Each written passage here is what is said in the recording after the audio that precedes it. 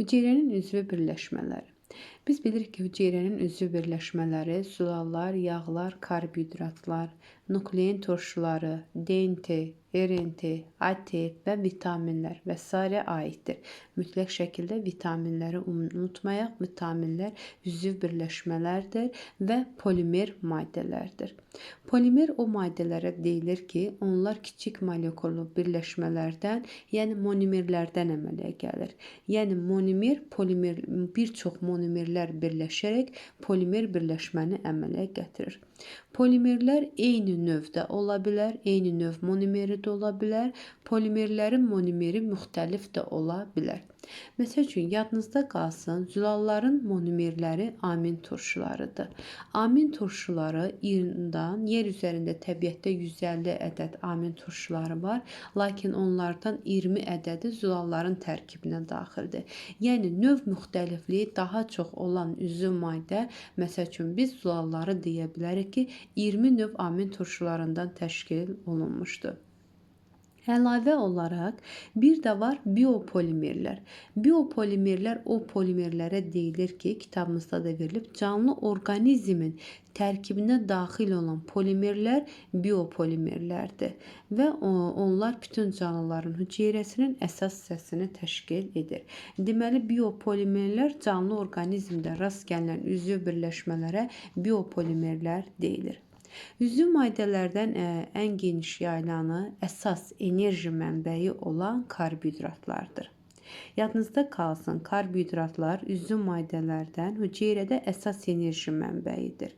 Və biz insan anatomiyasını keçəndə bilmişdik ki, karbohidratları sutka ərzində nə qədər karbohidrat lazımdır gündəlik norma 350 və 500 qram bizə karbohidrat lazımdır bir sutka ərzində. Və 1 qram karbohidrat parçalandıqda nə qədər enerji ayrılırdı? 17,6 kilojul enerji ayrılırdı. Karbohidratların tərkibində daxil olan metallar karbon, hidrogen və oksigen atomundan ibarətdir. Lakin karbohidratlar iki qrupa bölünür. Sadə və mürəkkəb karbohidratlara. Yəni güvəndəki kimi yox, dərslikdə necə verilib karbohidratları o cür öyrənin. Sadə və mürəkkəb karbohidratlar. Sadə karbohidratlara monosaxaridlər, mürəkkəb karbohidratları isə polisaxaridlər deyilir.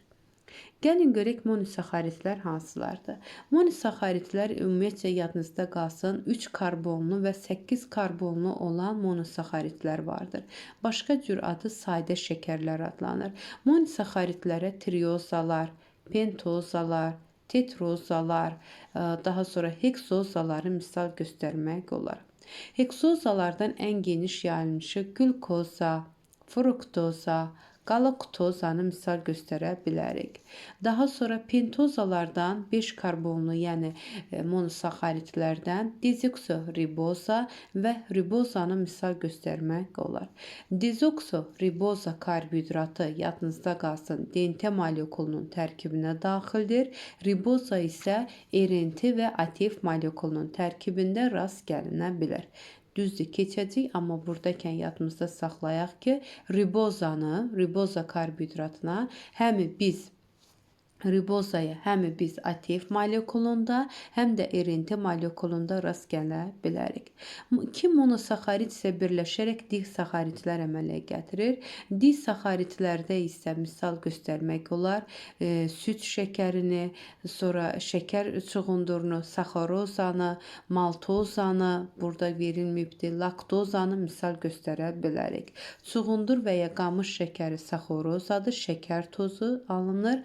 Süd şəkəri isə laktozanı misal göstərmək olar. Yadınızda qalsın, monosaxaridlər suda və disaxaridlər yaxşı suda həll olmaq qabiliyyətinə malikdir və şirin dada malik olurlar. Çoxlu sayda monomer halqalarından ibarət olan polisaxaridlər adlanır. Yəni polisaxaridləri əmələ gətirir çoxlu monosaxarid halqaları.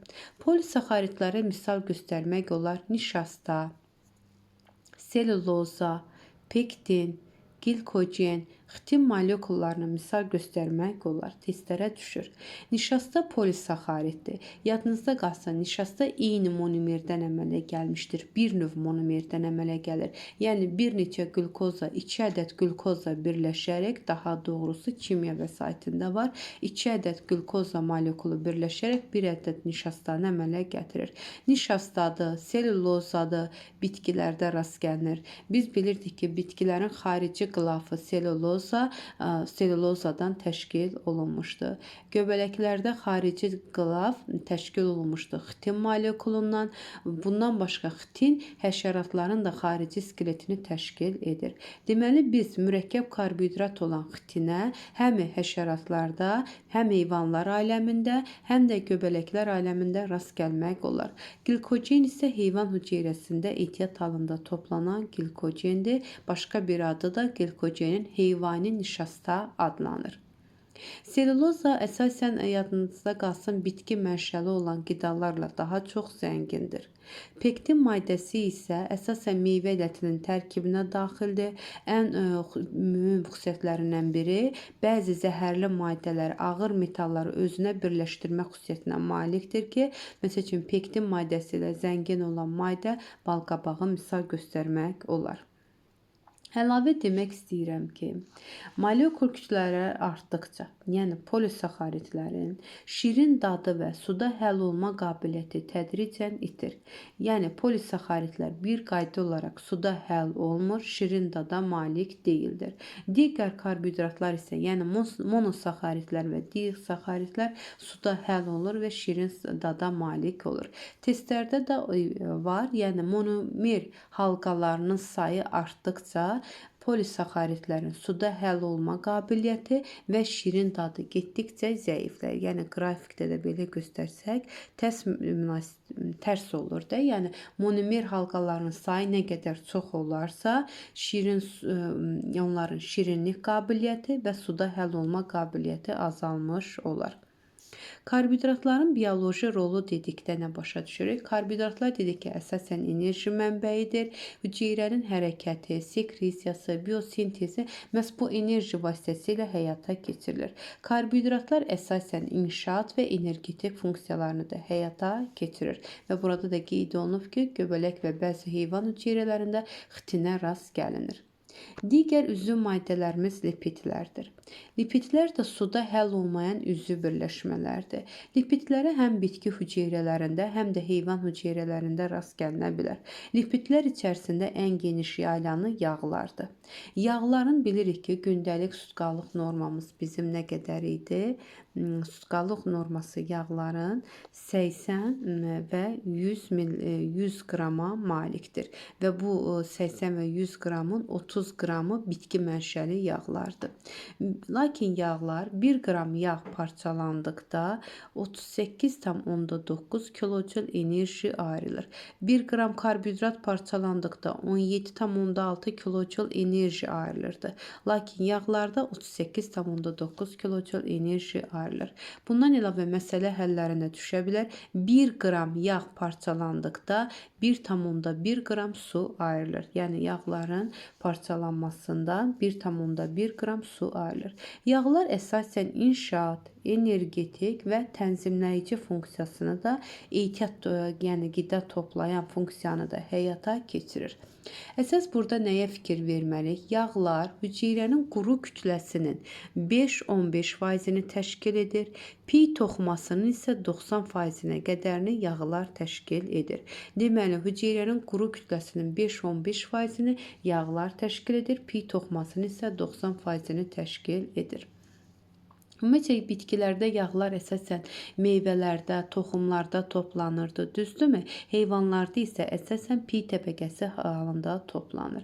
Quşlarda və məmməlilərdə dərinin altında pi qatının olması onların bədən temperaturunun sabit qalmasına kömək edir. Biz də bilirdik ki, onurğalı heyvanlarda, quşlar və məmməlilərin bədən temperaturu ətraf mühit temperaturundan asılı deyil. Yəni sabitdir onlarda. Buna səbəb onlarda pi təbəqəsi olmasıdır. Bəli, ehtiyat su mənbəyi də dedik ki, rolunu oynayır. Burada sual ola bilər, karbohidratlar iki əsas hansı funksiyasını yerinə yetirir? Dedik ki, inşaat və energetik funksiyanı. Lipidlər də yenə inşaatdır, energetikdir, bir də ehtiyat qida maddəsi toplamaq funksiyasını yerinə yetirir. Ümumilikdə sual oluna bilər ki, zulallar, yağlar, karbohidratların hər üçü üçün ortaq xüsusiyyət, yəni ortaq həyata keçirdiyi funksiya hansıdır? Hər üçü inşaat, hər biri inşaat və energetik funksiyalarını həyata keçirir. Həm yağlar, həm zulallar və həm karbohidratlar. Burada da məsələdə verilib ki, 5,5 qram su alınmışdırsa, yəni biz bilirik ki, 1 qram yağ parçalandıqda 1,1 qram su ayrılır, 5,5 qramda isə x-dir. Aldığımız cavabı yağın oksidləşməsindən alınan enerjini vururuq 38,9 kJ-a.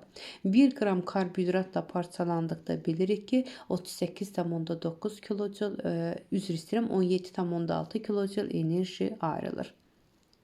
Yəni bu cür məsələlər testlərdə olacaq.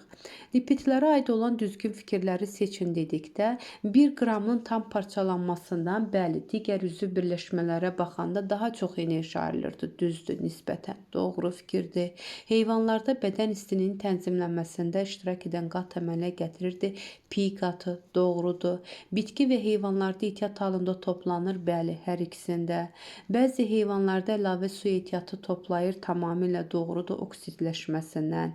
Həmin 1 qram yağın parçalanmasından ayrılan su metabolik yolla ayrılan sudur. Biz də məsəl üçün keçdik ki, ərəb dovşanında nihan suyu, əsasən suyu hansı yolla əldə edirdi? Metabolik yolla suyu əldə edirdi. Və bizim bədənimizdə də olan metabolik yolla əldə edilən su məhz böyrəklər vasitəsilə təmizlənir. Biri var qida vasitəsilə, bir də var metabolik yolla alınan su. Həşəratların bədən örtüyünün tərkibinə daxildir? Xeyr, həşəratların bədən örtüyünün tərkibinə daxil olan xitin örtükdür ki, xitin də karbohidrat mənşəlidir. Lakin xitin örtüyü karbohidrat mənşəli olmasına baxmayaraq, tərkibində azot elementinə də rast gəlinir. Bu qədər suallara qədər.